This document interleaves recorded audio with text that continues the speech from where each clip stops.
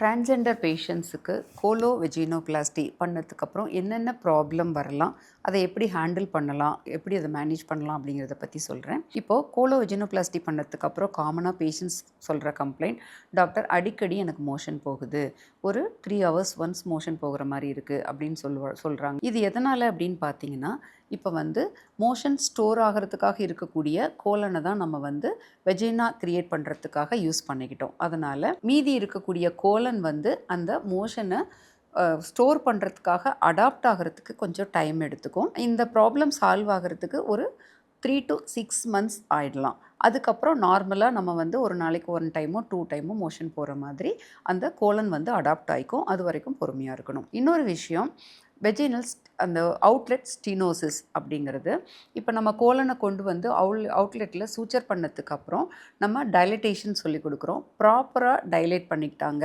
அப்படின்னா இந்த வெஜினல் ஸ்டினோசிஸை நம்ம அவாய்ட் பண்ணலாம்.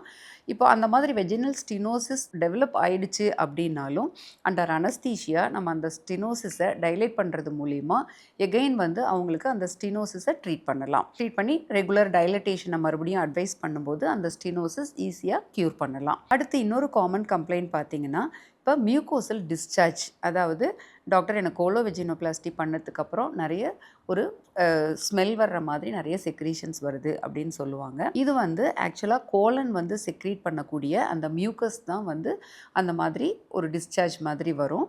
இது இப்போ ஒரு ஒர்க்குக்கு போகிறாங்க அப்படின்னா அவங்களுக்கு இது ஒரு ப்ராப்ளமாக இல்லாமல் இருக்கிறதுக்கு என்ன பண்ணலான்னு பார்த்தீங்கன்னா, இப்போது morning and afternoon and night இந்த மாதிரி டைமில் நல்ல ஒரு சலைன் வாஷ், அந்த நம்ம கோலோவெஜினோபிளாஸ்டிக் யூஸ் பண்ணியிருக்கிற பவுச்சில் நம்ம நல்ல சலைனை இன்ஜெக்ட் பண்ணி ஒரு வாஷ் பண்ணிக்கிறது மூலிமா அந்த மியூக்கஸ் டிஸ்சார்ஜ் எல்லாம் க்ளீன் பண்ணிக்கிட்டோம் அப்படின்னா அந்த ஸ்மெல் வர்றதை அவாய்ட் பண்ணலாம். காமனாக கோலோவெஜினோபிளாஸ்டி பண்ணுற பேஷண்ட்ஸுக்கு வரக்கூடிய இந்த 3 காமன் கம்ப்ளைண்ட்ஸ் இதுதான்.